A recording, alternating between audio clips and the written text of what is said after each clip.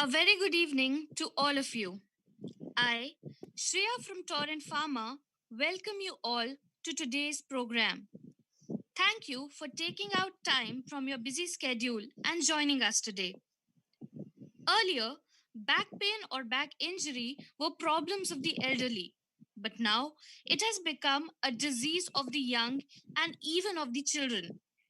Overweight, muscle weakness, osteoporosis, and osteoarthritis have now become common in the younger age groups too. Sedentary lifestyle further adds challenges like obesity, which further impacts our spine health. As the challenges arise, so do the new possibilities. And today, to understand the same, we have an expert panel with us. Before we begin the program, let us all welcome our esteemed moderator for the day, Professor Dr. K.K. Mukhopadhyay. Welcome, Dr. K.K. Mukhopadhyay. Dr. Mukhopadhyay is a clinical spine fellow. He is Professor, NRS Medical College, Kolkata. Dr. Kiran has a vast teaching experience. He has been the past honorary secretary for West Bengal Orthopedic Association. He is also the guest editor in JIMA. With multiple national and international publications to his name, Dr. Kiran Kumar Mukhopadhyay is today with us. His research on spinal cord injury has been published in PLOS One and Molecular and Cellular Biochemistry. Thank you so much, sir, for joining us today. Over to you now, sir. I request you to kindly introduce our speakers and panelists for the session. Thank you. Thank you for your kind introduction. Um it's my proud privilege to moderate this session on spine. We will discuss five different cases, different type of five spine cases. And it is my privilege to introduce all the esteemed panelists and faculties. So we have, as panelists, we have with us Dr. Dr. Kunal Sengupta. He's a very senior spine surgeon. He's attached to Ruby Jain Hospital, Kolkata, and KPC Medical College, Kolkata.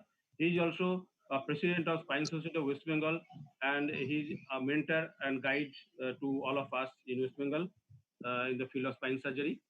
Then I like to introduce our senior spine surgeon, Dr. Chinmoy Nath, who is a spine surgeon at Narayana Health and Amri, Alde, Kolkata. Dr. Nath has done his clinical fellowship in spine surgery in University Spine Center at National University Hospital at Singapore. He has done his spine fellowship in AIMS New Delhi and also in PA Hospital, Australia. Next, like to introduce Dr. Abhishek Roy.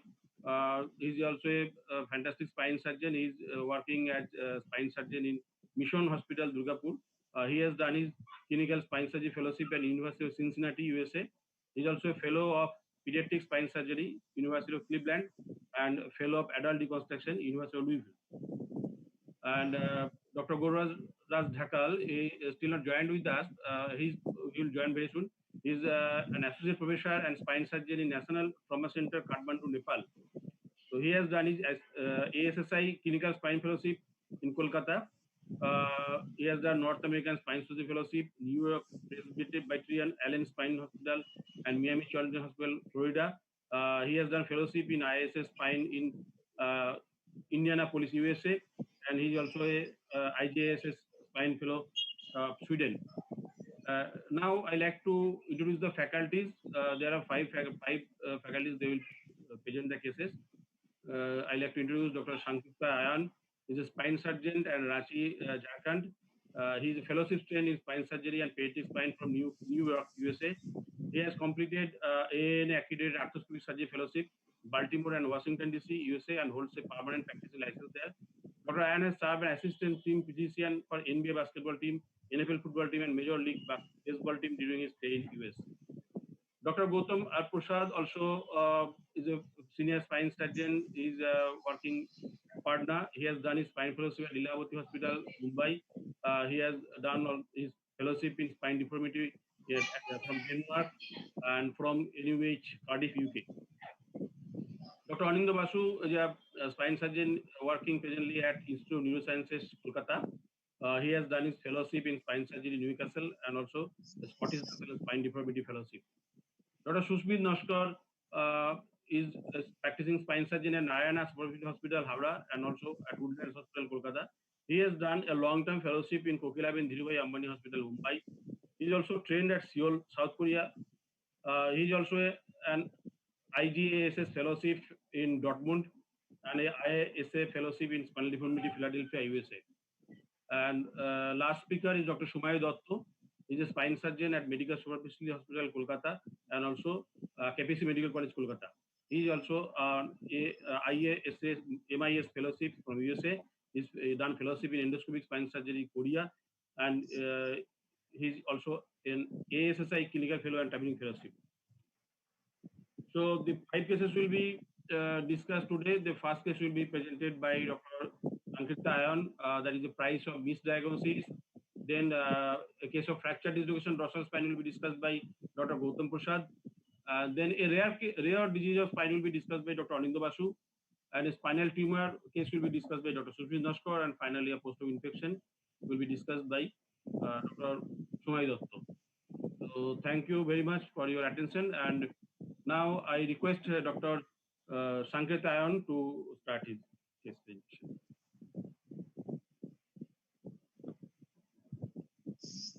Can I start sharing my screen? 1 second, I'm just.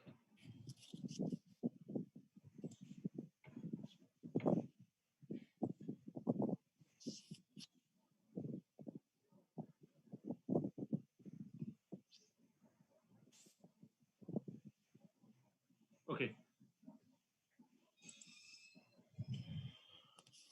So this is like every one of us have a case which would have exhausted all your means and and challenged you a lot many ways. I think this was the case for me. So despite all the lapses that went in the treatment and diagnosis of this patient, I would like to discuss this case. So this patient was a 69-year-old female who presented to me 3 months after having a spine surgery outside. She was apparently treated for a fracture. So this was her CT scan at that time, wherein we see that she has had a cutout of the pedicle screws. When we examined her with actual CT scans, we figured out that all 8 screws had cut out, and none of them were in the place. So her pre-op MRI, the before the index surgery, somewhat looked like this. So she had a D7 fracture, which which probably the surgeon missed out on anticipating or expecting a pathological fracture and treated it as a regular uh, osteoporotic fracture in a 69-year-old. And after 3 months after the index surgery, she came back to me with with a CT scan somewhat looking like this. She also had a discharging sinus. Now her age was 69. She was extremely cachexic. Like her BMI was 19, body weight of 37 kilograms, hemoglobin of 6.8. There was a discharging sinus in the operated area and it was putting out a lot of fluid. She had severe pain and progressive lower limb weakness. Now, within 3 days of admission, her lower limb strength went down from 4 by 5 to 3 by 5. So these were the challenges that we were facing. Lot many of them because of her general conditions, her age, and also because we knew that we were dealing with a purely osteoporotic spine at her age. So what were the options at this stage? Are we considering a pathological missed fracture or could it be a osteoporotic fracture? So I'd like to ask the panelists if they have something to contribute. So going back to the MRI, it it shows just one level of involvement. The disk levels are intact. There's some collection on the sides. Looks Kiran like sir, are you thinking? paravertical. Uh, Hello. and can you put up the X-rays? Do you have X-rays? I'm sorry, I'll be short of so many things today.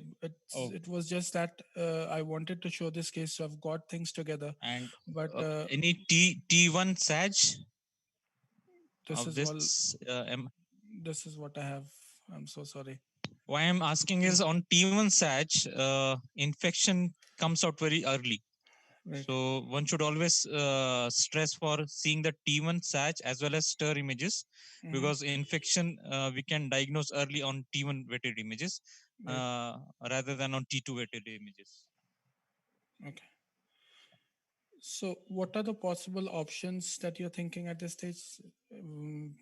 Metastasis, osteoporotic fracture, tuberculosis. It looks like, yeah, there is a paravertebral collection in both the sides. In T2, whatever image is available, pre-op image is available. In these, in the T2 weighted coronal image, there is there is paravertebral collectional in the both the sides of the involved vertebra, and also some prevertebral collection. Maybe some prevertebral collection is visible in the sagittal film, but there is no T1 film that is Right. lacking. So maybe initially it should have been done with a proper infective workup. Right. With a Because there's a contrast. good chance of there's an either a TB or any Pathological fracture, yeah, anything. pathological Uh, fracture. so basically, like we decided for surgery because it had cut out and we didn't have a choice. We had a discharging sinus. What is the recent I mean post-operative X-ray and CT scan? So the post-operative X-ray showed like the cutout. The screws were out. They were pulling out. And in fact, the rods were tenting on the skin. So that's where the You get in a contrast minus was. MRI also. Uh, they didn't have a contrast MRI before operating her for the first time, but No, right now. at this stage, when At this when the stage. patient came to me, I Yeah, think yeah. I don't have. Yes, hello. Yeah, Abhishek here. Yeah, Question, like I think like a lot of imaging are missing from the previous case, as generally happens, like because the record keeping by the patients is really bad. But yeah. yeah, from the history itself, like what was the neurological status of the person when he or she got operated the first time?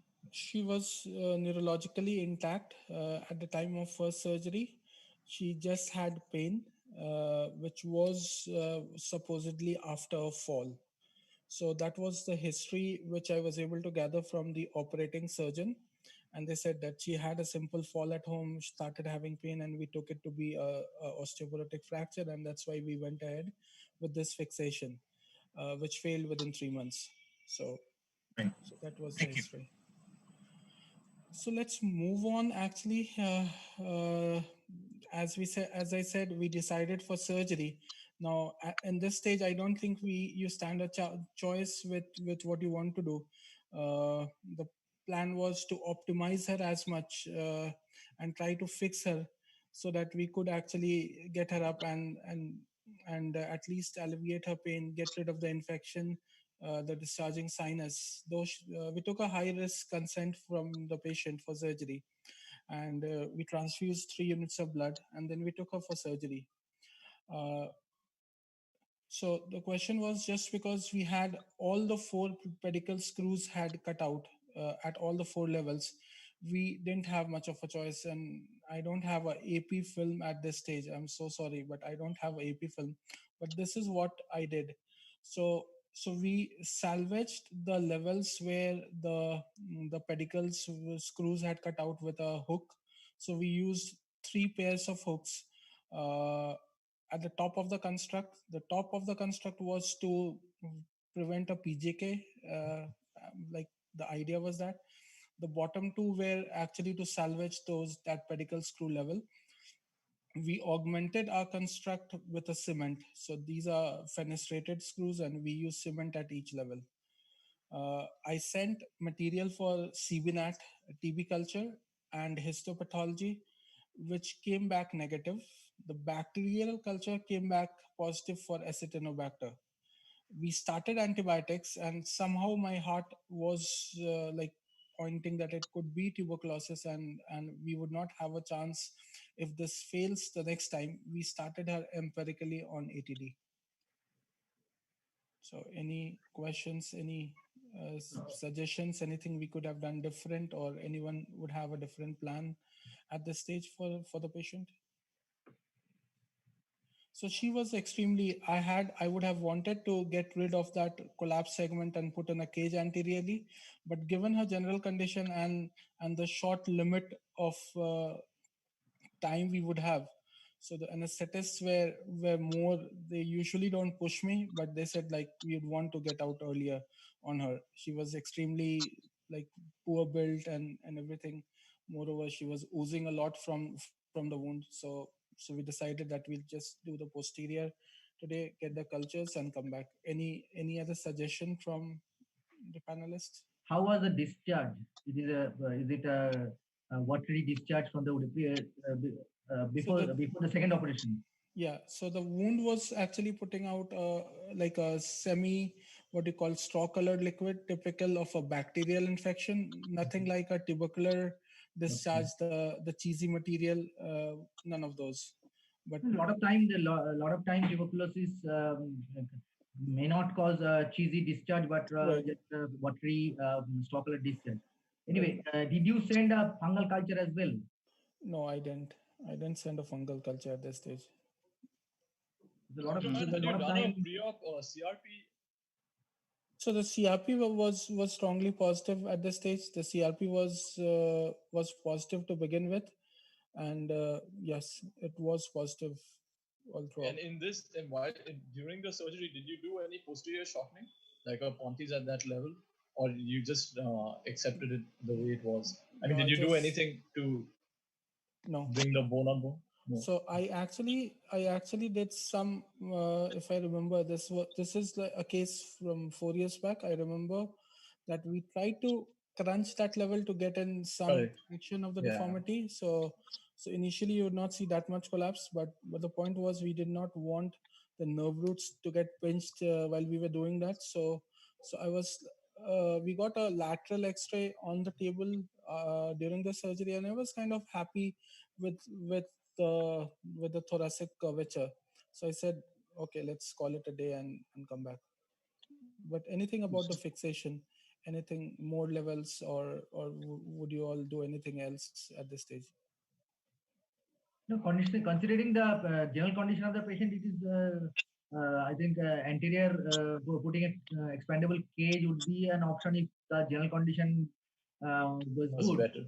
But in this case, because patient is having severe anemia as well as BMI is very low, so in this case, you have to get out of the operation as early as possible. So you could not. That is understandable that you could not put a expandable cage. I think what you did looks good enough. Good enough. I Definitely. wonder about the diagnosis, because if you, even if you do a surgery very well, if the Right. condition is not diagnosed properly and it's not treated properly, then everything will fail. Right. So that was what was happening here. This patient actually did well. So her wound, which we had to dress, we put in a vac actually at some point, and then we were dressing the wound. In fact, we opened it once halfway and did a debridement and then closed it back. So her powers started improving right after the surgery, and by 5 weeks she was walking with a brace and a walker, and we were pretty happy. The patient was also happy. Her pain was better. The wound had healed. So she was kind of getting better with her general condition. Also, her hemoglobin had improved to 9. The CRP had somewhat come to something like 7, which was initially 43. So we were actually like thinking, okay, we have done the right thing. Maybe it was just osteoporosis, but at the same time, I figured this out that it could be tuberculosis, and continuing the anti-tubercular drugs might be the reason for the improvement. So we continued the ATD, and 5 months later, she comes back to me again. In the meantime, we got X-rays. We didn't get a CT or a MRI, but 5 weeks later, she comes back again, and this time her problem again was that my legs are getting weaker again. And this is what the MRI looked like and the CT scan looked like at that stage. So basically, we see that there's a collection again at the vertebra, the one below, like the D7 vertebra anteriorly, which was a collection, and then we see that the spine had actually uh, was forward angulated. There was a retro bulge which was pushing on the cord, and and that was explaining why her power was getting worse. We had a CT scan again, and we realized that none of the screws had cut out. The the clips, they uh, were holding well at all levels. So the screws were at least holding, and that was the reason that she was able to carry on for 5 months after the surgery. But she came back again with this. So what what other things would you consider at this stage with the diagnosis and with the treatment plan, the panelists? Okay, so can I come in? Yeah, of course. Yes, Yeah. yes. Yeah. So I was just wondering, you did take the biopsy, isn't it? Yeah, You we took did the biopsy, and it came out Hmm. negative. The biopsy report read like multiple inflammatory cells with basically it was a vague diagnosis and no clear uh, findings suggestive. I was at one point thinking about solitary plasmacytomas and multiple myelomas. We also got a panel for that, the bone marrow biopsy, and the looking for the M band, but Mhm. all were negative. So we excluded that at one point, like long before. The solitary plasma, if the patient is having solitary plasmacytoma, all these bone marrow biopsy and the panel for protein electrophoresis, all will be, and beta 2 microglobulin, Right. all will be They negative. will be negative. Most of the Yes. cases. So that's the difference. Only way to diagnose a solitary plasmacytoma is Is biopsy. properly done biopsy from the lesion. So we had taken. Okay. We usually I take personal care in getting the biopsy because I know that the pathologist can come back to you again and say that the biopsy sample was inadequate. Yeah. So I usually take like generous biopsy, despite the fact that she was oozing a lot while doing that. But yes, the biopsy came out negative. So did Any? you Was the take the biopsy transperpendicular way from the center of the vertebral body? So I went all the way. Can I comment? Yeah, sure, please. Yeah, so sorry I missed out in between because I arranging my internet. So this MRI sagittal cut doesn't look like a multiple myeloma because or plasmacytoma because the bodily changes. There is no hyper intense signal or mottled appearance in the bodies, and there's a huge anterior panel along the ALL. So Right. have you ruled out MDR TB? So there's a huge ALL us beneath the ALL going all the way down until we can see. So MDR TB has been ruled out for some reason. My impression is TB doing. So this image for me looks MDR TB. Also, in this 5 months, had you done a progressive CRP to see if it's coming down or going up, or So what was happening? you know how it goes actually. Once the patients start doing well, they start thinking that they are fine, and we had asked them to come back. The last CRP we had was somewhat in the range of 5, but they disappeared for the next 2.5 months. She said for her son's marriage, and she said the problem started while she was like trying to lift up suddenly during her son's marriage. So that was what she told me. And then when we did the CT and MRI, it looked like this. So the reason why I was asking for whether you did a posterior column shortening was because of this. See, Right. when the patient Exactly. go on the table and they're lying down prone, it generally opens up on table, and you get this pseudo impression. At that point, you have two options: either to do a corpectomy and put in a cage, which in this case, she was too morbid for that, or to close it posteriorly and bring bone on bone. So I think this is essentially anterior column failure, which happened because of the progression of the disease, and the construct eventually would fail. So what are the And options you're how many months considering? after your I think a surgery? posterior column shortening at that point of time may have, we don't know, but hindsight is always No. 2020. So now May it I seems just like come in? at that point of time, Yeah, please. posterior column Yeah. shortening may So have helped. here I don't think there is a failure of the construct. There is a failure because the disease has progressed. We could Yes, not okay. diagnose the proper disease because That's the construct was Absolutely, fabulous. absolutely. So the disease has to be diagnosed. Now, if we check out, there is something in the pleural cavity as well. Okay, so it looks like more of an infection. If it's either a TB, MDR TB, or some other things which mimic TB, that's what you have to rule out.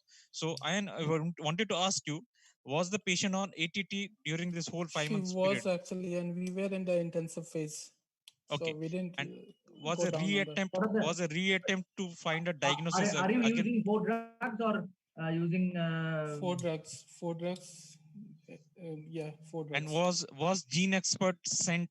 So or we did actually at the time of biopsy we sent for CBNAT.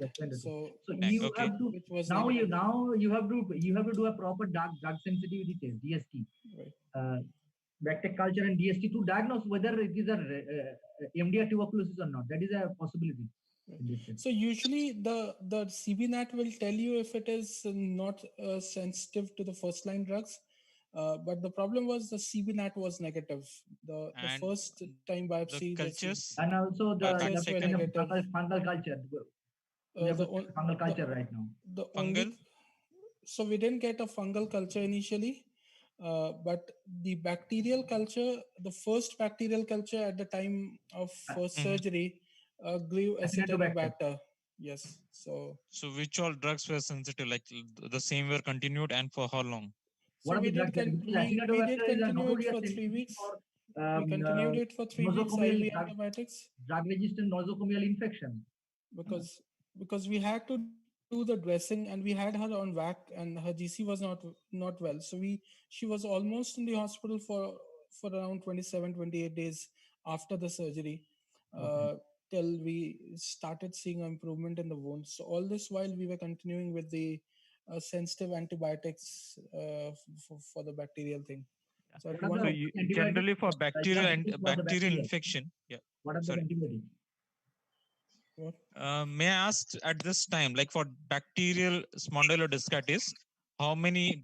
What's the duration of antibiotics which the panelists give?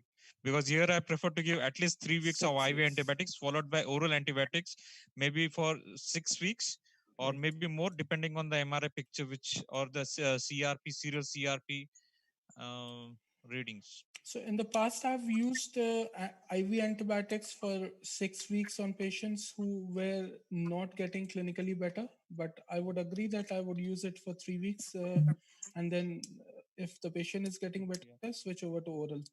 But at this stage, coming back to the problem, so we have something which is the diagnosis in this case, but then we have a treatment plan. So what would you suggest as a treatment plan for her? So we are still stuck with the diagnosis, but then we need to move on with the treatment of this patient while we are doing that. So any specific suggestion with the treatment plan or surgical options at this stage? So A prone X-ray will help a bit. If a prone X-ray we can have whether the thing is getting aligned or not, that will help. That to plan the thing, because So- that area looks unstable.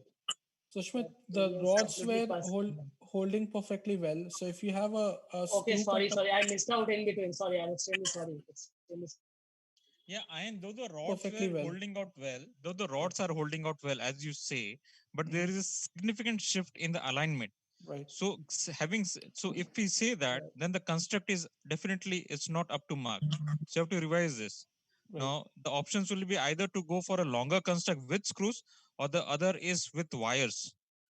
But Right. doing an anterior reconstruction in this will be still dicey because because the disease is progressing and we don't have a diagnosis. So Right. maybe a stage approach in which if I am supposed to, maybe I will do a posterior stage, first stage, only a long segment sublaminar wire rod fixation, and bank on my histopathology diagnosis as well as the culture reports and take it from there. So, do you think that would you want to remove those screws which are holding and they're still there, because the CT looked pretty good with the screw purchase with the hooks as well. Yeah. So So the CT is looking good. I agree to that. But CT, if the purchase is good, why has there been a significant shift? Because your post-op alignment was totally normal. So there no, is significant No, I posterior think displacement. there'll be still a shift actually, in spite of the screws holding well, because Yes. this is the principle of a femur fracture. When you put two distal and two proximal screws and try to bank it for a biological plating, maybe addition of one or two cross connectors could have helped in such a scenario. That's one thing. So, in taking your word for it that the screws are having good hold, I think it's worth going ahead with them. And you cannot. There's no point in extending the construct because. fusion, right? So the more Right, I would longer, have gone one more level up probably. I mean, okay. I would have gone one more level up. So probably I'll do that and then go ahead with the same construct, just change the rod. Either do a reduction, which if it is possible, which is unlikely, and then as Shumayu said, do a reduction osteotomy. So I was actually more keen on trying to go anterior. Like my plan initially was to go anterior, clean up this area, get all the material for biopsy, for histopath, for culture once again, make sure that we have a diagnosis. And at the same time, the second plan that I had in mind was I would want to put in a cage anteriorly and correct my deformity just by opening the rod at that stage and manipulating it to a more straighter position. Do you think that would have helped? In presence of a kyphosis, you plan to go anteriorly. Yes, that was my thought. As in put in an expandable cage and You have to expand it put into alignment. You have How will you do to, I that? think, considering the patient's general condition and the patient's No, so disease, which is not yet diagnosed. So you have to put, definitely there is an anterior column failure, whatever be the diagnosis. So you have to put a anterior, either anterior expandable cage or mesh cage. So you have, and it is better to put it from back and take a biopsy from the proper biopsy from the material, all the scoping, all the material, and put it's better to put an expandable cage and give a good anterior support. So I would have preferred to go from the back, but the issue was she is already 2 surgeries out from the posterior approach. Now, if you're trying to go posterior, you're more likely to cause pleural injuries and much more of those problems, because finding a plane after 2 surgeries would be difficult. Like dissecting along the nerve, getting a good decompression would be a Herculean task. Now, the point was I was wanting to do something more predictable so that I could, because there are times I have got stuck with just clearing the dura for 2 hours in a reoperation case, and But Ayan, then the initial decision making has to be whether you're doing an in situ fixation or you're doing reduction. Right. So if you're doing a reduction, it is almost near to impossible going blindly from the anterior side. Right. How many vertebrae will you take off? For So all that- you know, you may be taking off normal vertebrae. And correcting the deformity by going anteriorly is near to impossible. Yeah. So basically, what we were seeing was Translation is difficult to correct. This translation and even the kyphosis. I mean, like, what will you be pushing? No, It's very difficult to approach from front. It's very difficult to approach from front. right. So as Abhishek is saying that it was impossible to get a deformity correction if you're going from the front. My idea was to use a rod bender in situ benders by opening in the back, and while you're canting over, like while you're expanding the cage anteriorly, try to do that posterior correction. The issue was it took us some time, and again with the GC of the patient, we had to compromise. So we just did a pure anterior fixation. We put in an expandable cage, lots of bone grafts there, and we actually got some cheesy material from that vertebra. We sent that immediately to the pathologist, who said that she could see AFB in it while we were operating. So that kind of helped a lot in the decision making at that time, because knowing that it was tuberculosis, we could actually not why and try and correct, make her neurology worse by trying to manipulate from the back, because you are actually doing an anterior expansion, and you never know at what point. We didn't have a neuromonitoring, so at what point would you cause an anterior traction and cause a paralysis of whatever neurological power she had. So we just did an in situ fixation. We went in, expanded the cage, put in lots of bone graft, and came back. And the CBNAT this time came out to be positive. It was positive to the first line antitubercular drugs. So by giving the ATD, almost like 5 months of ATD, uh, I guess she needed a good clearance of that bone, what you call the osteomyelitis, tubercular osteomyelitis. And if you would have done it earlier, so probably the ATD would have worked, and not ended up with a paralysis, with a situation like that. So again, she had a significant neurological improvement in the next 3 months, and this is one of our recent CT scans wherein we see that there's good continuity. She's still maintaining that position. I know it's we are sitting on a ticking time bomb, and when this rod or this construct might give out on you, but it's been 3 years now. She's neurologically intact. I never had the courage to take her off Ashes brace, and she has some rigidity from the recurrent paralysis that she would get, like with the surgery and treatment. But she's otherwise independent. She's 72 years now. She has gained weight, almost like 56 kgs now, and I'm quite happy of having survived all this. Anything different or like any other suggestion? I know I got lucky with this one, so I wanted to share this. But this is all, I think, the price of having missed the diagnosis at the first go. Thank you, Dr. Ian. Tuberculosis is still in such prevalent cases in our country and all of the Asian countries also. And a tissue diagnosis or a bacterial diagnosis is preferable, but is not. We don't always get the proper tissue diagnosis or bacterial diagnosis. So these are difficult cases that you have presented nicely, and there is a lively discussion, and there are a couple of questions from audience. I like to ask Dr. Chinmay Nath this question to you, Dr. From Dr. Saurav Chatterjee. Is fungal culture a routine in suspected infections?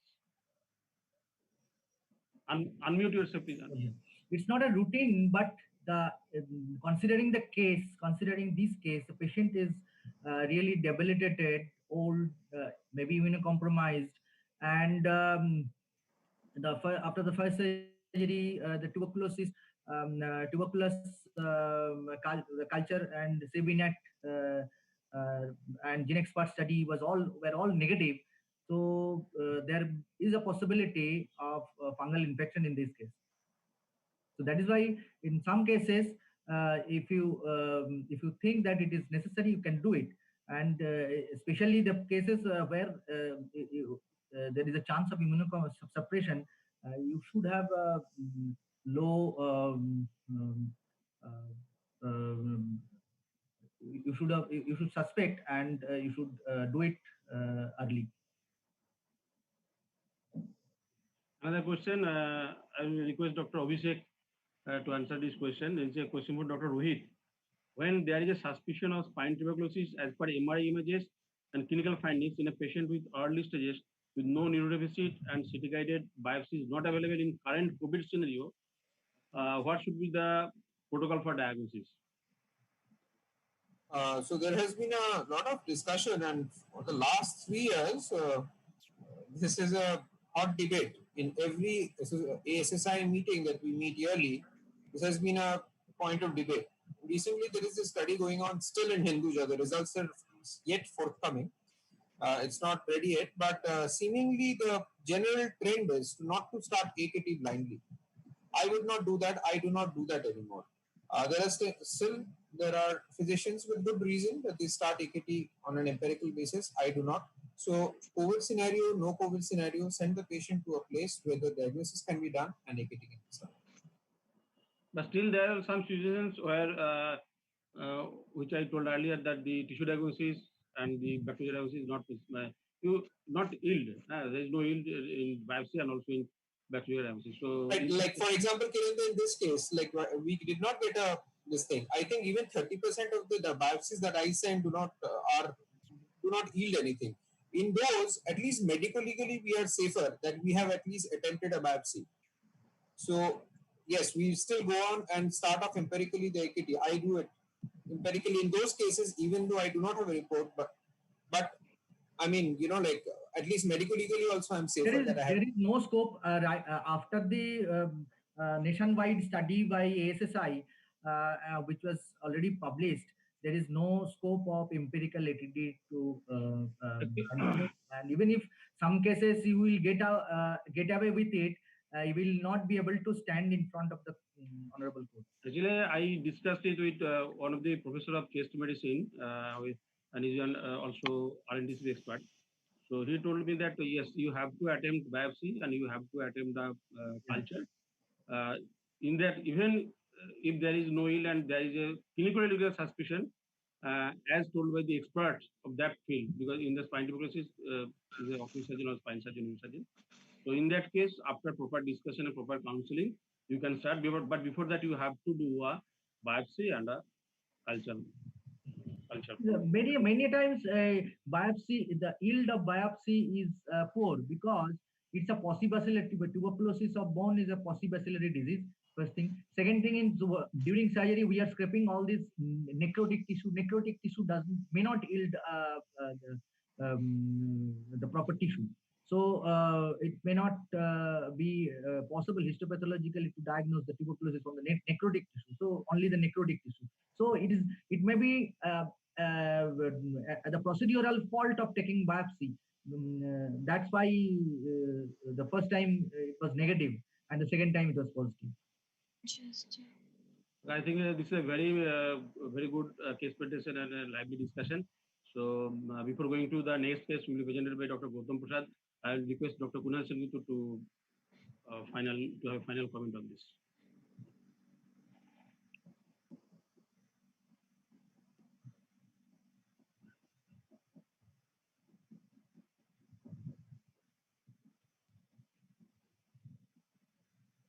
Dr. Sengupta.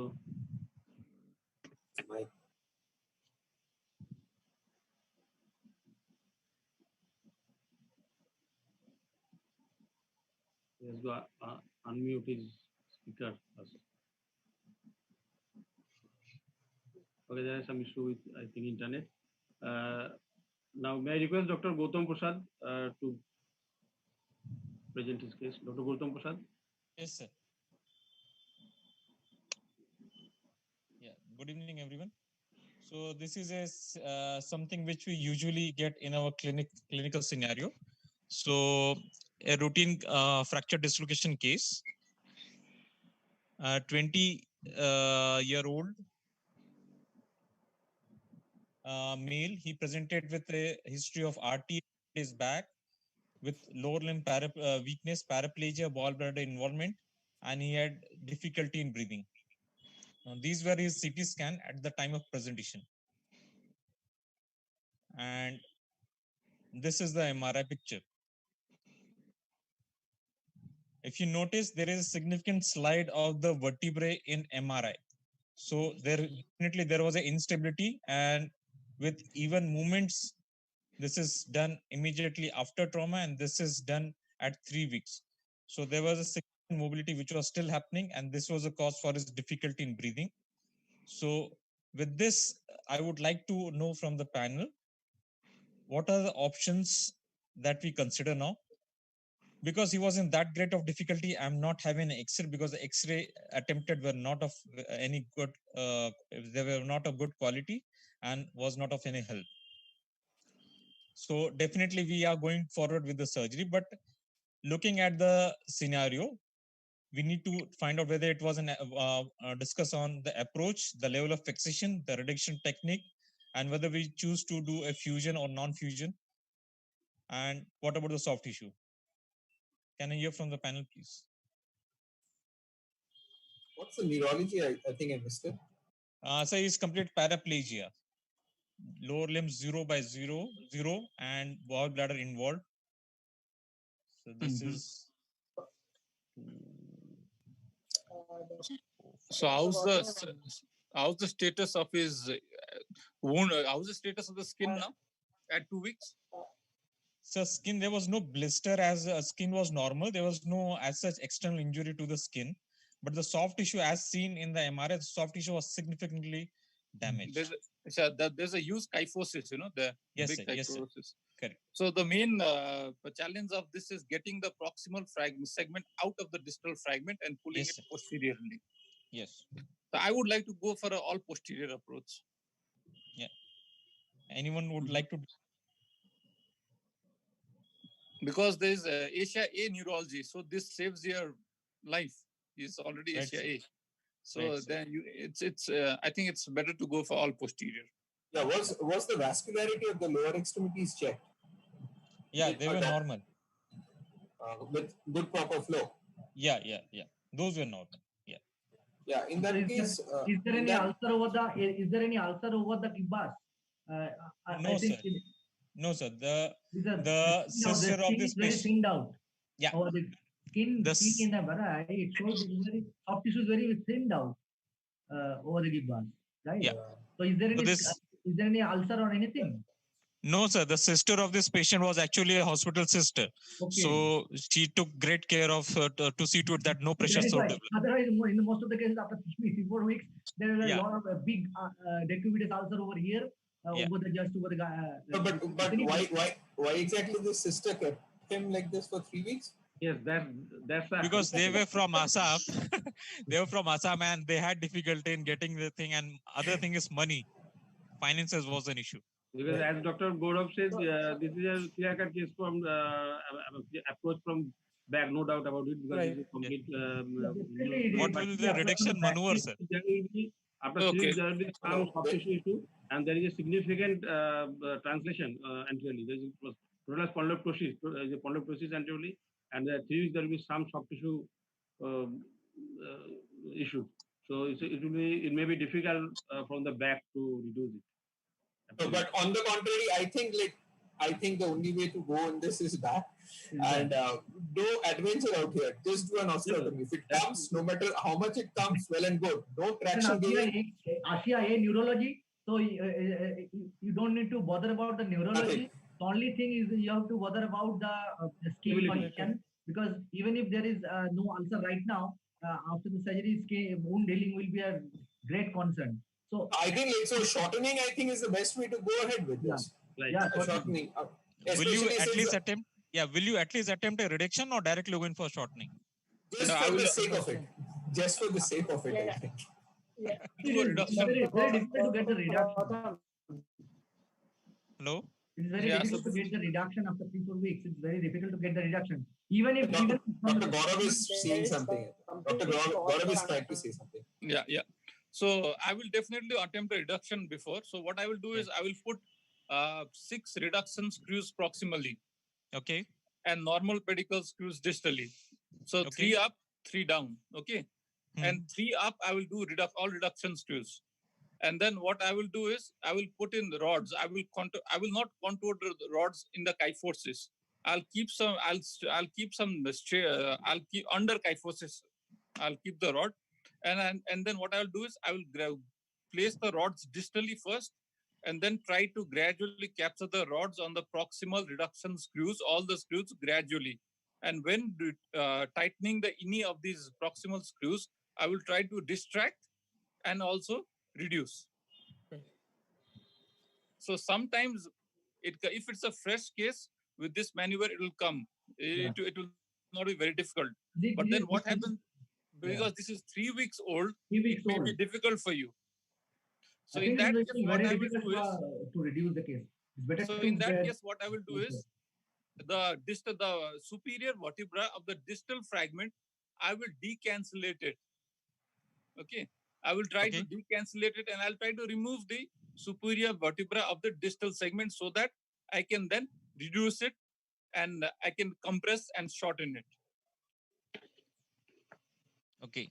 Sir, I have something to say. Like we were talking about a fresh case and a 3 weeks old case. This is a 3 weeks old case. Yeah, reduction will be difficult. I have a feeling even in a fresh case, out here reduction will be difficult. Yeah, again, the reduction is And- not easy in such cases. The And trick lies. yes. Yeah. So Tell us, what please. I have done, yeah, the trick lies in putting up, having very good hole in all the proximal and distal. I've done some 3 cases like this. But that's easier said than done because the proximal screws are very difficult to put out here. It's And they were actually, if you can notice, there was actually pedicle fractures over here. Yeah. So the thing is to get as many hold up and above. So minimum 3 segments above and 3 below. And then with gradual distraction, put in the working rods, gradual distraction, you hold it, then you go on to the other side. Sorry, before coming to this, very, very neat and tidy soft tissue release. And many times at this junction, there's a disc fragment or a fragment which is holding up. So clearance of that disc fragment or the bone fragment which is holding up, that is essential. So after this, what I did was gradual distraction on either sides, working on one side, then the other side, and let's hope for the best. If it happens, I was ready for the plan B, in which, as Dr. Abhishek said, the plan was to do an osteotomy. But fortunately, things worked well, and this is what I could achieve. There was some loosening of the screws. It was not a coronally, if you check out, it was not fully coronal aligned, but it was almost 80% of the body that was in contact on sag as well as coronal plane. So this is what I could get. I think this is something very good. The ACIA neurology, you've got it back. You've done a posterior fusion, more than enough. Now the next part worrying was after. No, I'm sorry again. No, I think this was quite dangerous. Actually, this was quite dangerous. It's a 3-week-old with a translation of 2 to 3 vertebrae.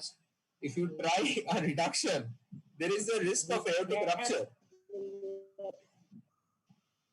There is a risk of aortic rupture. There is a risk of IVC rupture. So, I mean, it's good that it didn't happen. I'm sure like it's only a percentage of the cases. No, but it was just 3 weeks. It was not 3 months or 2 months. So at I don't 3 know. weeks, it's What did we achieve by putting the patient at that risk? Was there any benefit of having realigned the vertebra? Was there any benefit of restoring the height? What was the advantage of this adventure? I'm sorry, like I mean, I think like this was a needless adventure. If the aorta ruptures, the patient dies. There was a translation of 3 vertebrae. 3 weeks is a lot of time, enough to ulcerate your skin. So probably, I mean, it's great, like you did a great job. I'm sure it would have been very tough, but I think it was needless. Okay. It's better to do osteotomy or especially decancellation osteotomy and correction of by that method you can shorten the posterior column and correct the kyphosis. Only thing is that only thing achieved is you can protect the posterior skin. There is no other role of this surgical adventure. That's right. That's the only thing. But then ultimately you've done it well. Yeah, I mean, I cannot imagine doing this. Only thing I would have done is a shortening and no, but coming back, what I would so in these cases, what I do is I always call my CTVS colleagues and tell them 2 days before in advance that I'm going to do this type of case. I keep them standby and do a CT angiogram of the chest to look at the vessels. No, if you check out the instability, there was a good instability, I agree. But so was the mobility. You check this mobility over here and here. So there was a good mobility, and had it not been that mobile, probably I would have gone for what you have said as plan A, not plan B. So had this There are actually a lot of dangers to it. Not only stretching, you know, that vascular injury, it is not only the stretch, it is the nicking in the bone also. So there are a lot of, like, you know, like when you're correcting the kyphosis, you can actually pinch that aorta, more essentially the IVC, and any of them are life threatening. No, but So we are faced with life threatening situations every day, even on the road. But no, I agree, Dr. Abhishek. But there it was a gradual distraction. It was not a something which you are compressing. It was the gradual distraction. What it was before, it was and restored to its own original length. Yeah, very well done. Before very that, well done. Yeah, it was very well done. Yeah, and in fact, this is a CT. There were some doubts raised by some of my colleagues that your screws are out. So that's why the CT was done, and it actually showed that all the screws are in. Even if the screws are out, if it is does it matter? well, then it doesn't matter. It doesn't matter. It doesn't matter. Always some. So after this is the guy, and his he had some after couple of years he had some issues with the implant. They were protruding, and then had to do implant removal. And this is the guy. He's standing with support. So why do you think there was a protrusion of the implants? So yeah, he developed infection almost by around 3 months post surgery at the wound site. So and that time he get locally debrided. Only they didn't do a thorough debridement of the wound. They just did a local clearance, and with antibiotic it subsided. But eventually he went on to have some infection and the screw loosening were there. But because the alignment was good and the bones were stuck over each other, he had held well. So even after this is the pick after implant removal, 6 months post implant removal. Did you have a cross connector, Gautam? Cross connector? Yeah, I don't remember in this case. No, I didn't. No. So okay. whenever I have more than 6 screws on either sides, or maybe even 8 screw up and 4 up and 4 below, and if I'm sure about the stability, then I don't put. However, if there are less screws, like you do only 1 above 1 below to restore the parallelogram and have rotational stability, I use a cross-link connector. So, otherwise, with multi-segmental fixation, one can avoid a cross-link. How did you distract the proximal and distal fragment? Because there's a kyphosis, the proximal fragment is anterior and down. Yeah. How do you distract? So I had a partially kyphotic rod as a working rod and fixed it to the distal screws, and then got it engaged to the proximal one and gradually distracted on one side, then held it in this position, similar rod on the other side, then distracted this while I loosened the other one. That's how I did on either side. Gradually, it takes time on either side. Okay. So 1 minute. So in patients of scoliosis, okay. Yeah. So there was a study actually that said, like, should we be Sorry? Yeah, I thought somebody was speaking. Yeah, so there was this study actually which said about late removal of rods, even in deformity patients, like in patients of scoliosis. Like scoliosis, we do not basically make the spine unstable, right? Most of the facet joints can be restored. So even in them, after 5 years of removal, like after 5 years, you're removing of the implants, there was a tendency for late deformity recurrence. Okay, so these in patients who do not even have an unstable spine. Okay, so this is one place in orthopedics where implant removal is the last and the last option, even for an infection. Okay, so no matter what we do, we have to try for implant removal as the last and the last option. Yeah. Unless you want to reimplant again, because this patient will again go in for a deformity. I'm saying, like, these are statistics. Obviously, this patient may not. So if we go into the depth about why the infection could have happened, why do you think the infection was there? Because there was a local infection, right? Yeah. And the cause of local infection, if we go into the depth, without going into that, like, it was a fabulous surgery, but why should there be an infection? One, the implants are infected, or there was an increased surgical time, or there was too much of a tissue handling. It gets us back to the same thing. No. So there is a high risk of infection in any trauma case, especially if the soft tissue is damaged. So the surgical time, whatever, like it didn't took 5 hours or 6 hours. It was done in 3.5 hours, not more than that. Okay. So that was not a very long surgery. And the soft tissue itself is a cause for injury itself is a cause for infection. Secondly, it's not a cause, it's a fact. It's a fact. Yeah, it's a fact. It's a fact. And even after we stabilize, we know like how many hours in a day the patient are actually supine. Whether like so paraplegic usually during daytimes there are people to turn them to do log rolling, but at night that's the time that 6 hours 7 hours they're totally supine or on one side. So infection in paraplegics, that too with such devitalized tissue, that can happen. And I can take your point that implant removal is the last thing. So the first time we noticed this infection was almost 4 months or 5 months, which they tried with antibiotics, didn't resolve. Then they did a local wound debridement at their local hospital, and that was going on since 6 months post-op. And this implant removal was attempted at past 2 years. And the image that you see is 6 months after the implant removal. Yeah, I waited patiently for a long time till I was sure that, And pre-op also I did a CT to see that there is a bone union, which I didn't put up here. So after I was convinced that the implants, whatever hold they are providing, there is a good fusion, then I attempted an implant removal, and then this is the CT post-implant, right? Did you bone graft, Gautam, at the time of first surgery? No, and usually in such cases means there's so much of tissue and raw bones, cancellous bone. It just has to be approximated. I didn't do any bone grafting there. It was full cancellous bone. If you check out the anterior column, they were end to end. It was a cancellous bone which was in proximity. So no bone grafting. So after achieving the reduction, when I finally tightened the rod, it was in compression. Whatever, like few millimeters of what compression. So no bone grafting. Okay.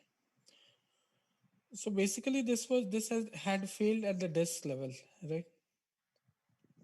The failure, the translation was at the disc level. Yeah. So the entire disc and the end plate also was damaged. The cause of the skin problem is not the implant in this case. The cause of the infection is avascular soft tissue in the, over the kyphotic segment, and that is why even if you have removed the implant, there is less chance of vitality of the skin, and there is less chance of wound healing. So I think you should have consulted a plastic surgeon to manage that wound before going into the implant removal. Sir, I think I didn't make it sound properly. So he had some infection at almost 5 months post primary surgery.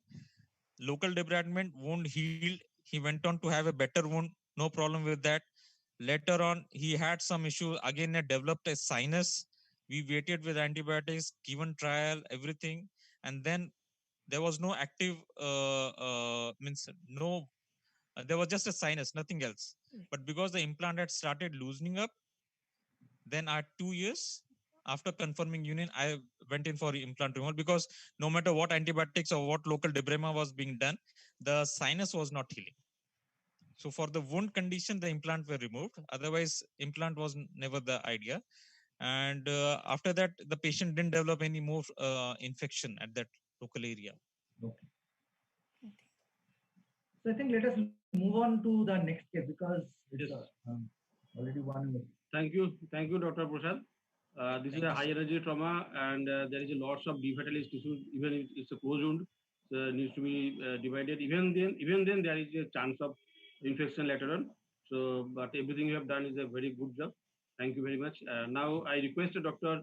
Anindo Basu for his presentation, a presentation of a rare case.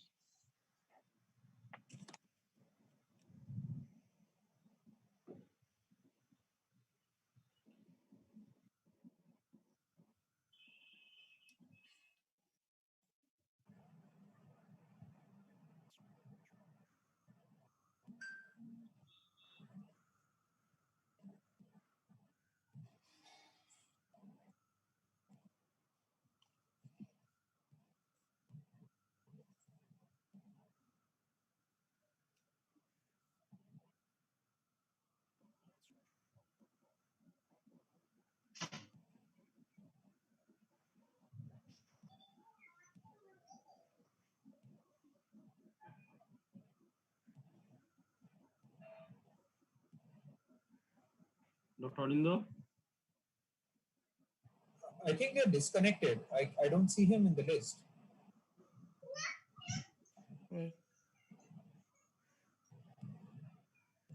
I think Anindo and Anindo is there. Yeah, Anindo is there.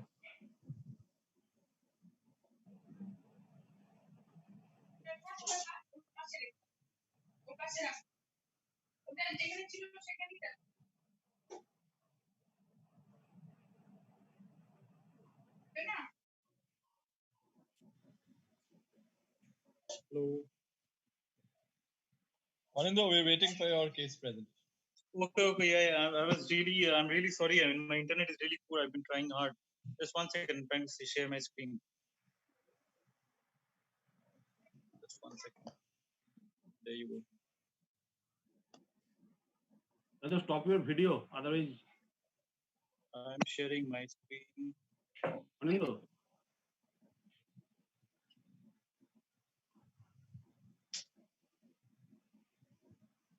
Is my screen visible? Hello. Yes. Hello. No, no. It's not yet visible. Is my screen visible? No, not yet. No. Okay.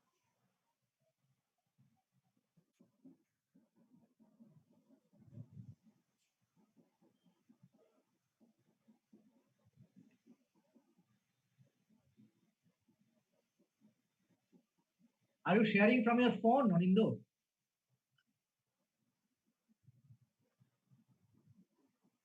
Hello. Are you sharing from your phone? Yeah, I have to do it from my phone because my internet is so poor that I can't connect it to my laptop. Yeah, That is the problem.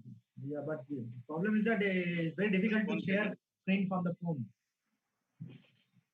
So if you need some time, Anindo, to figure it out, then I can go ahead and present mine. I think you go ahead. Yeah?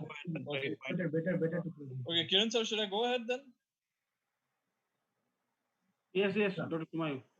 Okay, so I'll just start here then. Okay, so this is a case of discitis. Share your screen, please. Let's see. Yeah, just let me know once it's visible. Is it? Yes. Now it's visible. Yeah, can everyone see my screen? Yes. Okay. So this is a 62-year-old male. I'll just put my video off. It's saying the connection is unstable. Just give me 1 second.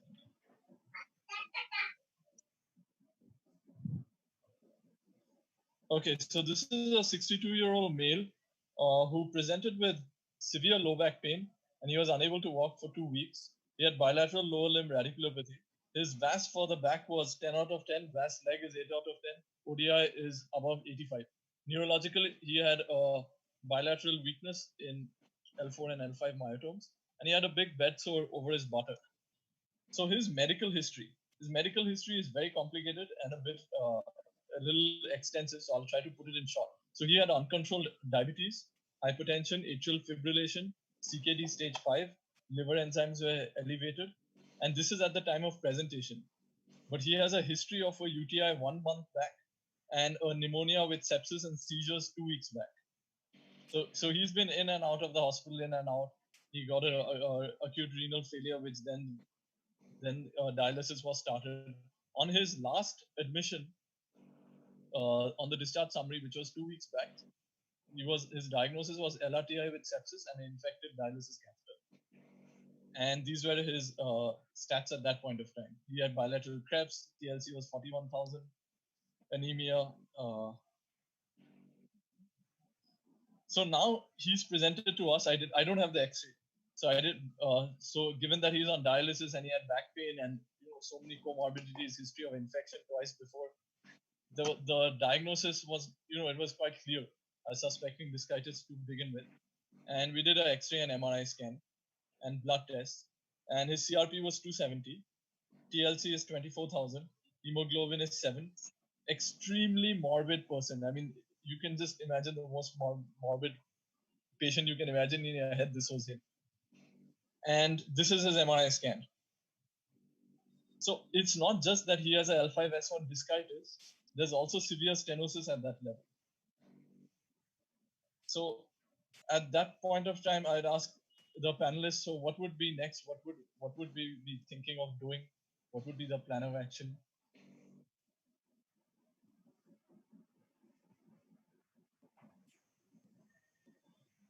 Anyone, or should I go ahead?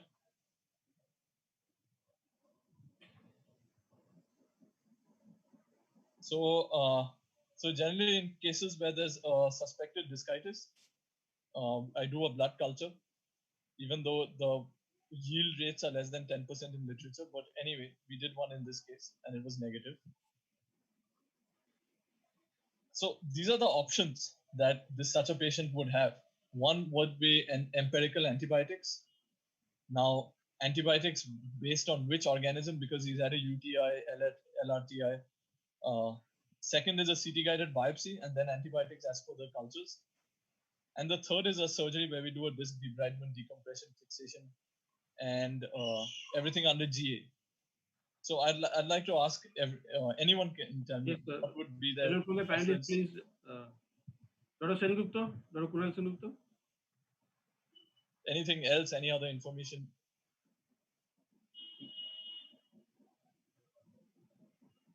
Is Dr. Kunal Sengupta there? Okay, so I'll just go ahead then.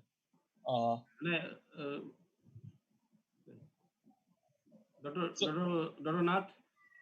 Yeah, I would like to go for a CT-guided aspiration. The second option is, I think, second.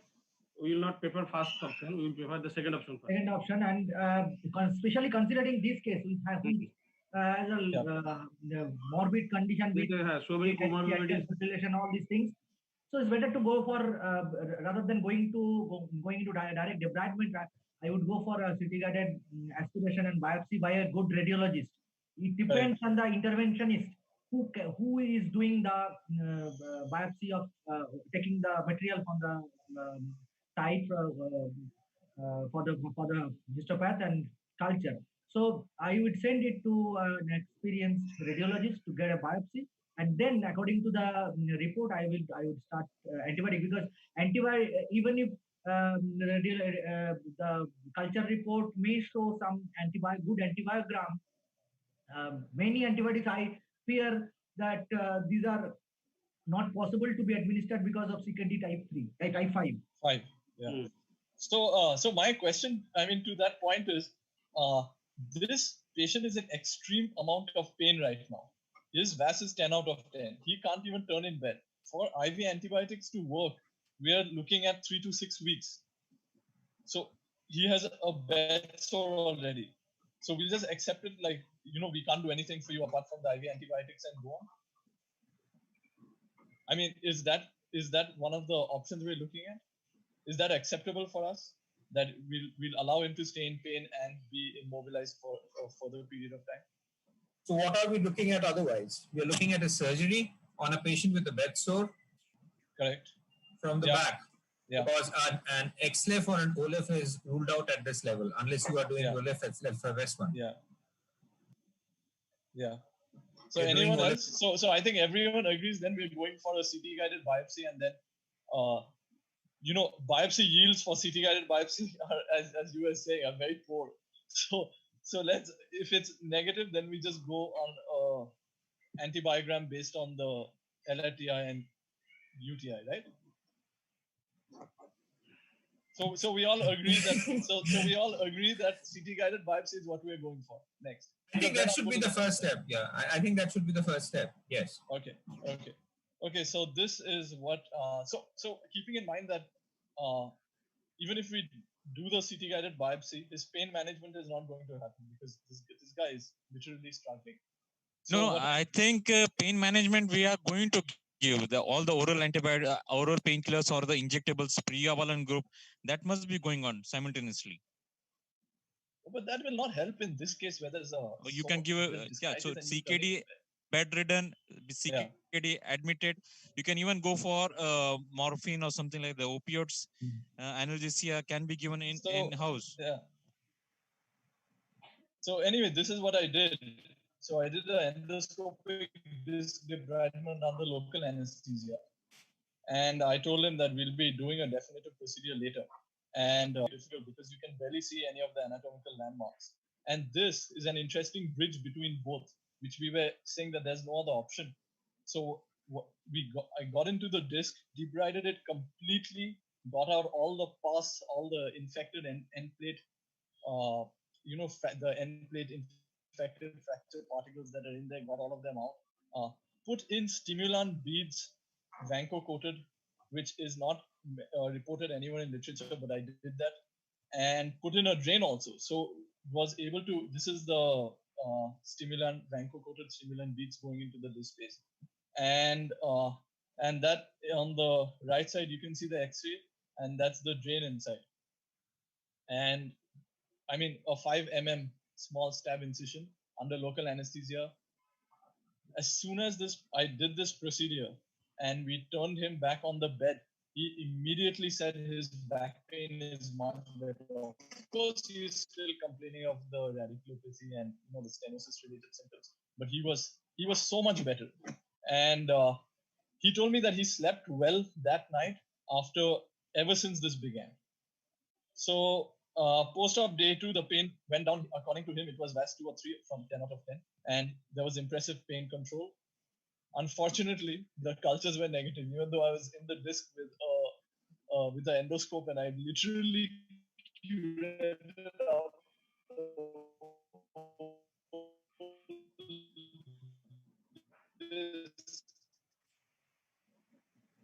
started him on vancomycin 1 gram disease specialist. This is our protocol for all of these CKD patients.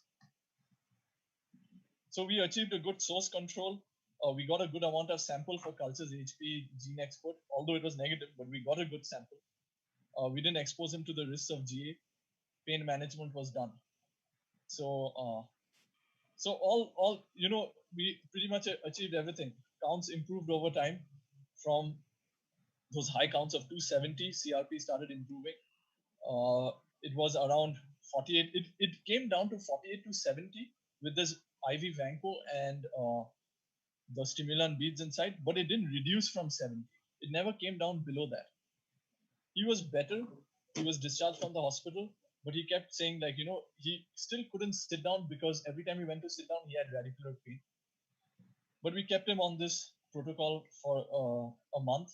And after a month, our anesthetist deemed him fit for surgery under general anesthesia because his counts were much better. And now we were just looking at someone with atrial fibrillation and CKD. So, I repeated the X-ray. This is the X-ray at this point of time. You can see that the feeling is that there's healing going on there. There's a bone formation, although the disc is still quite wide. It is there, and you can the collection in the disc is now some amount of infection also. Stenosis is still there, obviously, but look at the amount of muscle edema here. It's a huge amount of edema. I mean, everything on the sagittal, on the axial cuts. I did not want to open this person up even at this point of time and do a surgery because of the risks of infection from such a unhealthy musculature. So at this point, went in for an MIS TLIF, again did debridement, brought in more antibiotic pellets into the disc space, more bone graft, didn't put a cage. Now the L4 screws were pretty easy. There's a standard L4 screws, but in L5 you can't see the pedicles on the AP or lateral. So this is on table. This is exactly the on table view. So I had to go in with what is a quadrangular technique. It's a little bit of a riskier technique of putting in screws, but I think we got. It's very difficult to say. We got, but the hole was good of the screws, and this time the cultures reported E. coli, and which was sensitive to amikacin. So we gave him amikacin IV for 6 weeks, and he did much better. So he came back. His VAS back was 0. VAS leg had reduced significantly. CRP was finally down to 8, and overall a very happy person. Now he's walking. Now his latest update. I think it's been about it's been about 8 or 9 months now. His latest update is he's now walking to the bathroom and back. He's come back to that much of activity. Any questions? So I have some if nobody else does. Sure, go ahead. Okay, so how confident were you that you will be addressing the pain the time that you went in with the endoscope?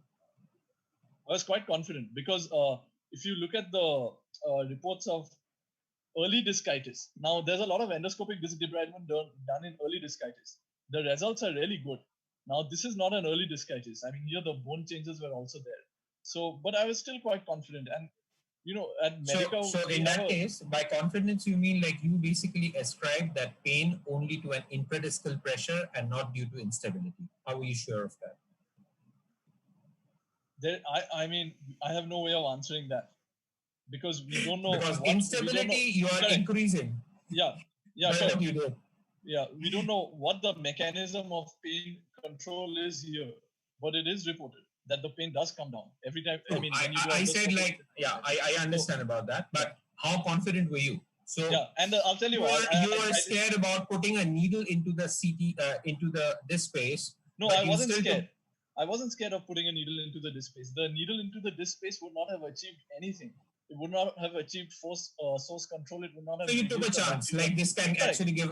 Yeah. This can actually give pain relief. Correct, and I had consented to all of this with the patient that see it may not lead to anything, it may lead to something, and since we have such a big dialysis unit at Medica, I get a lot of these discitis, and all these patients are unfit for surgery.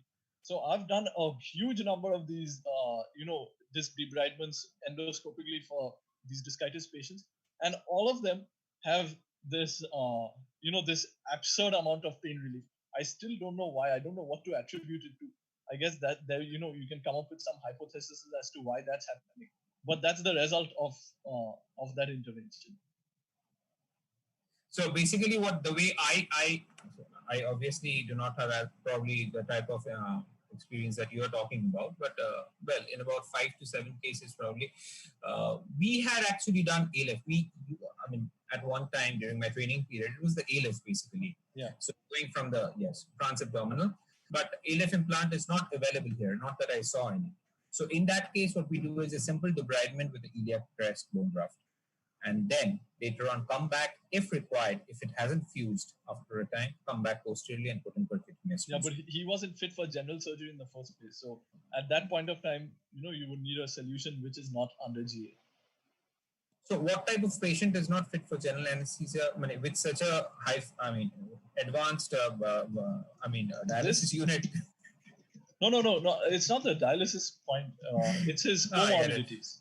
The pneumonia and all those things. All of that. Atrial fibrillation, CKD5, pneumonia, UTI, diabetes, uncontrolled hypertension.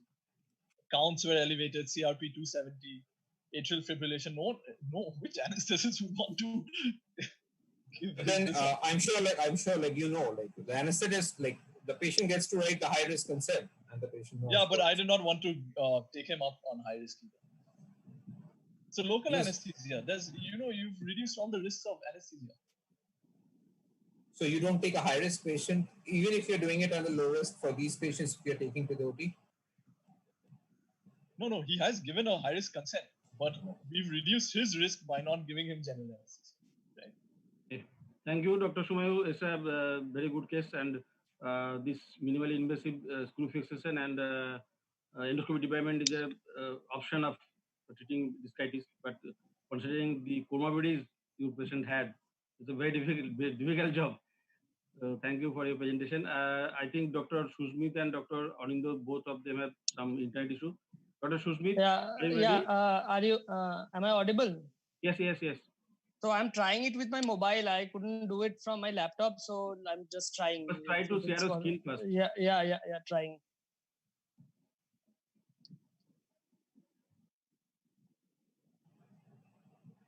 In the meantime, I have a question.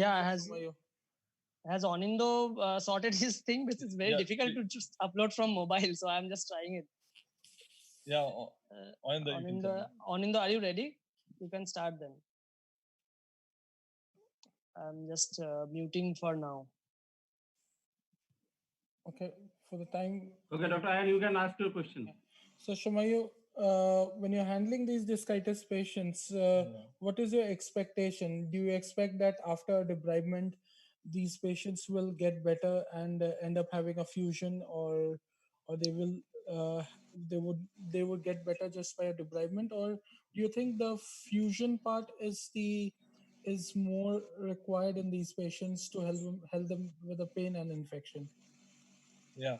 So, I mean, let's divide discitis into two parts then, like early discitis and late discitis, like this guy. So, early discitis, endoscopic disc debridement and IV antibiotics will definitely take care of this patient. Definitely, you will not need to go in for fixation and fusion because you've reduced the bacterial load and you're giving antibiotics. And even though the antibiotic penetration into the disc is still lesser, but still most of the times it takes control of that. The endoscopic approach has the advantage of the the yield, positive growth is more than 80%. So because you're in there and you're going to send so much of sample out, so obviously it makes just sense that the chances of a positive yield are much higher. In late discitis, my plan of treatment would be either MIS fixation with endoscopic disc debridement and IV antibiotics. But this is one of those cases where I didn't want to give general anesthesia and expose the patient. So, say if you have a situation wherein you have a normal patient, so would you have done a fusion at the first instance after debridement by open or? Yes, if it's late discitis, then I would do a MIS fixation and endoscopic disc debridement. And you don't have to put in a cage there. You can still pack in bone graft there through the trocar of the endoscope. Okay.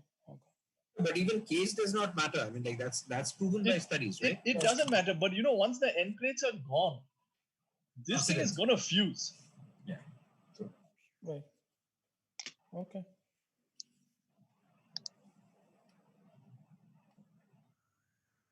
Anindo, you can start, or else I can start. I have sorted it out.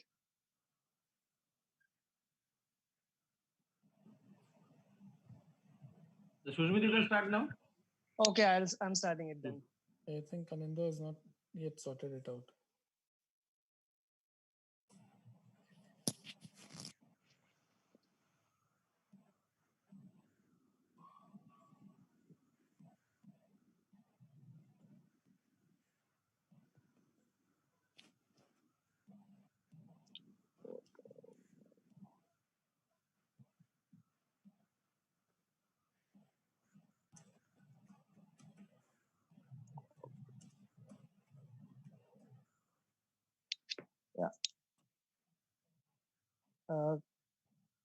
Can you see my screen?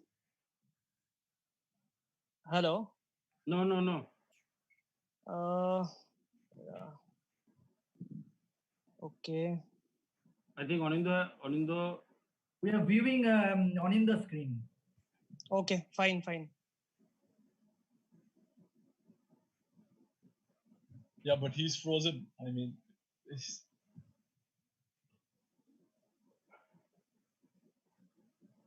Shushmit, you can try one. See if it's coming. Yeah, so I'm just trying it once again. Let me check.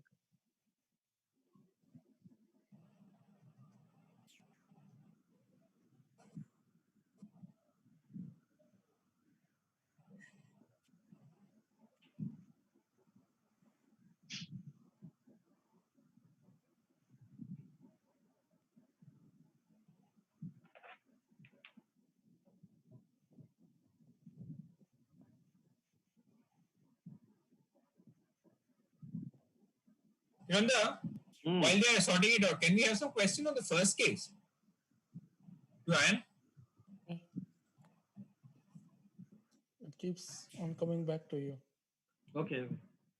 No, I mean, I find this case presentation to be so useful. I mean, there's so much to learn. I mean, like even from one incidental report, there's so much to learn actually.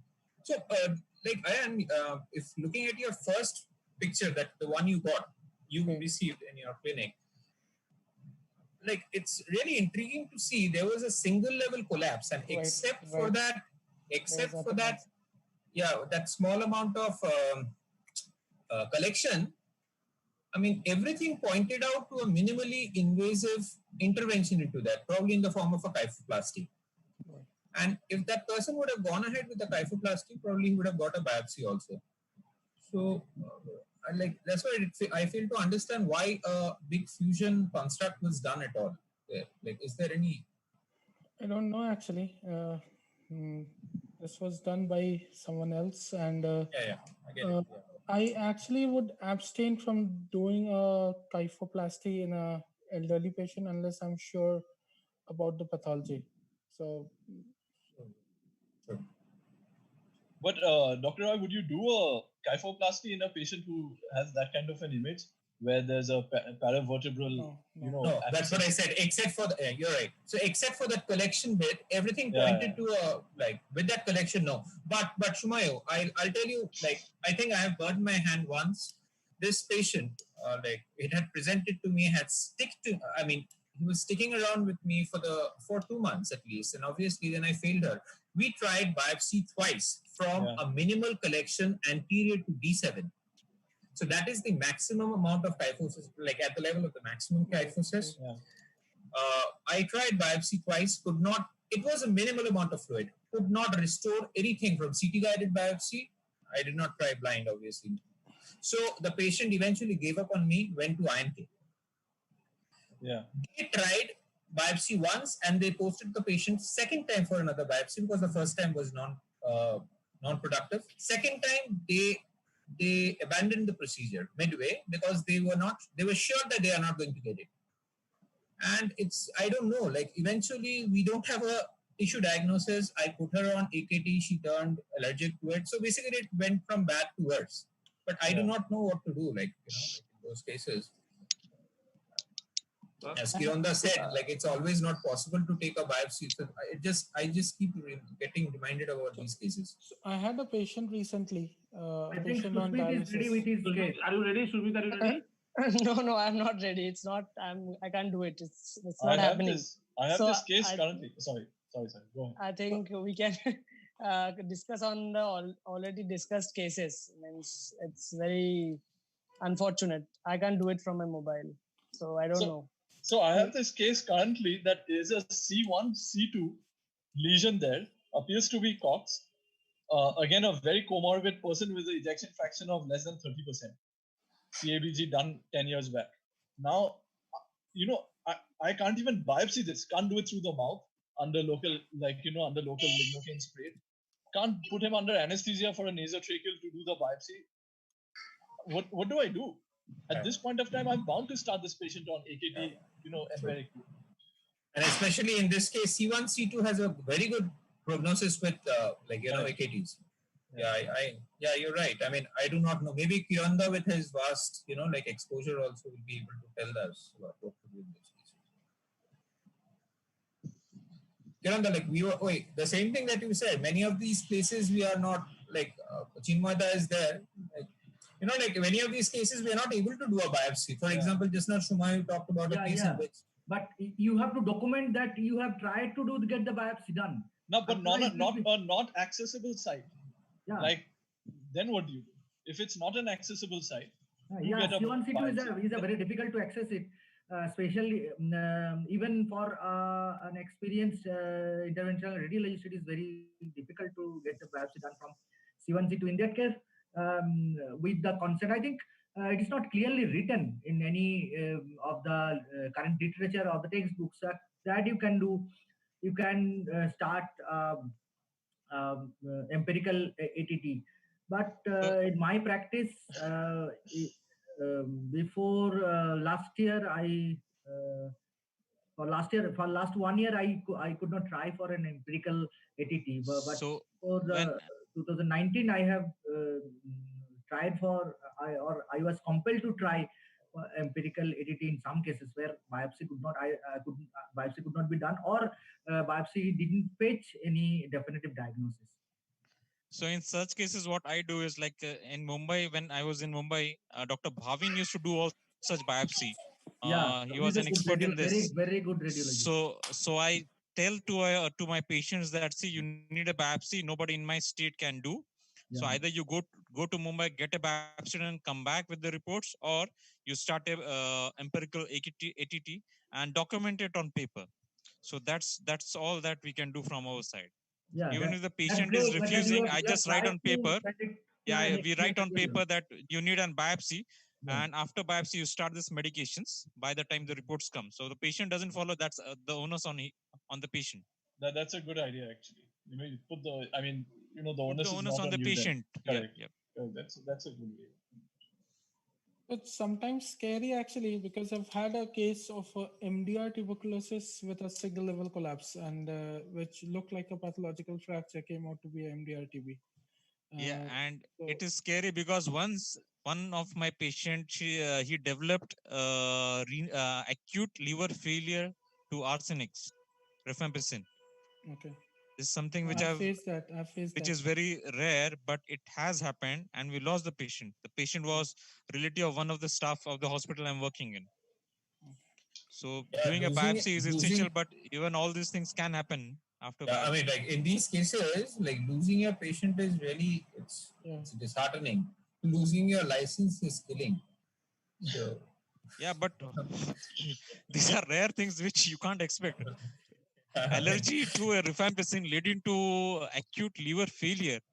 Like we even gave the option of get them to some Delhi. I think BL Kapoor were doing liver transplant that time. So we give the option before the patient can be shifted, moved. We moved to a different It's a world. very rare complication, but it happens. It is, I think, in the end of the list, at the bottom of the list, it is written that there is acute allergic reaction to rifampicin. The side effects of rifampicin. It's very rare. I haven't seen. I haven't seen. I Level haven't heard of this. might be a acute liver necrosis. I had a patient who ended up having a liver necrosis from rifampicin.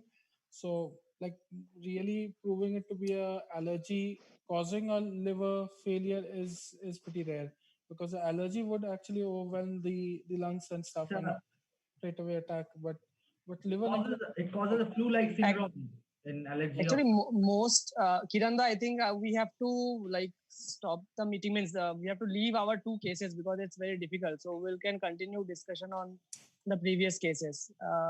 It's little late. It's not happening actually.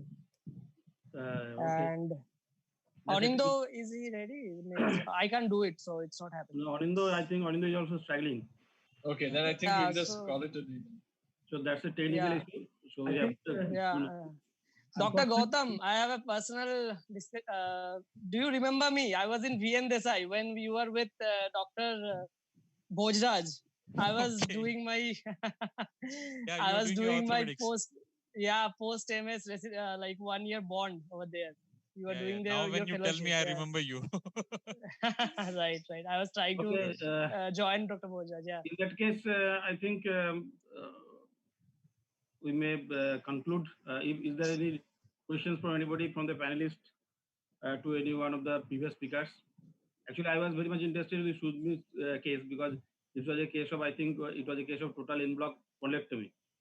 Yeah, I had a good case. No, it's not an in-block, it's a proper vertebrectomy. So I had done it recently. So it was a plasmacytoma with like single vertebral body lesion with good prognosis after MDT. So it was a nice case to share, but I'll do it in next meeting sometime. Because a solitary plasmacytoma We will is organize, a we will good case. organize a meeting only on spinal tumor in near future.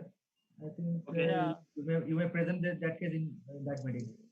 Yeah, because most of the time we do only palliative therapy. In this case, we did a like curative treatment. So it was a good case, but unfortunately, there's a very cloudy outside. I think that's the reason network is very poor.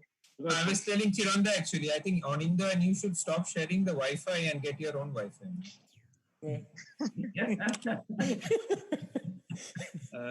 Solitary plasmacytoma and solitary metastasis secondary as a case for first time definitive surgery and the curative is almost all the time. So it's very case. Right. Yeah. We miss it for time being, and we'll try to. So first of all, I'll fix how to share screen through mobile. That's the It's first not thing possible. I'll do I after this. have tried in one meeting. It is not possible. It is So very we almost will try to impossible have to share a the screen from mobile. webinar on No, the tumor analysis. options Zoom is giving, it's the Option is file given is not only, I given. think from iPhone you can share. From Oh, I Android have it- an iPhone, but I can't. And I think Dr. Gaurav Dhakal, he is also doing lots of spinal tumor cases. So in the near future, we'll try to conduct a webinar only on spinal tumor because Spinal we are tumors. not doing spinal tumor in so many. Main problem is the patients are so morbid. Doing big cases, I have burned my fingers many a times. Means you No, want to whatever cure we are him, doing, very morbid. we are not dealing with spinal tumor in a large cases because we are doing lots of tumor cases, lot of tuberculosis cases, lots of fracture cases, even these cases. But tumor cases we are not dealing so frequently. But I think Sushmit has also a good series when he was doing fellowship in Mumbai. Dr. Gaurav No, Dhakal is doing lots of tumor cases. We have all of us have some cases. I have a case of osteoblastoma in the transversal C2 and a solitary metastasis from breast carcinoma D7. So that I have operated. So we may discuss in a. We can discuss the next meeting. Yeah, we can call it a day. Dedicated to bone tumor only. Yeah, okay, We will try to organize it from Dr. Nath. We will try to organize from Dr. WBA platform. Yeah. Okay. So thank you very much for joining us. Thank you all the panelists of the esteemed. Thank you very much, sir. Thank you. Thank you very much. Thank you, Dr. Gaurav, for joining us. Thank you. And Thank you all the international faculty. And thank you, Dr. all the faculty, all the faculty. Dr. Gautam, Dr. Ayan, and Dr. Shumayu, Dr. Aninda, Dr. Sushmit, and thank you. Thank you very much for joining us. So it's a nice meeting. Thank you. Good night and stay safe. Stay safe. Good night. Yeah. Good night, everyone. Yeah. Good night. Okay. Now I hand over to Priya for final concluding remarks. Thank you. Dr. Mukherjee, thank you very much. I am Somnath Mukherjee, AGM of BWell. Thank all of you for the lively session in this windy and rainy evening. And the internet is not working very well in Kolkata. Post Kamfan, there is an issue with internet in Kolkata. It's not resolved. There were a lot of limitations of people getting connected through mobile. All these things persist. Anyway, we have to continue with our process. We thank you very much. Our special round of thanks to the faculty members for their presentation. And at the same time, we would also thank the panelists for their guidance. So thank you once again on the behalf of Torrent. Thank you very much, Dr. K.K. Mukherjee, once again. Thank you, Dr. Kiran. Thank you, Dr. Kiran, and take care. Thank you, Dr. Kiran. Thank you. Bye.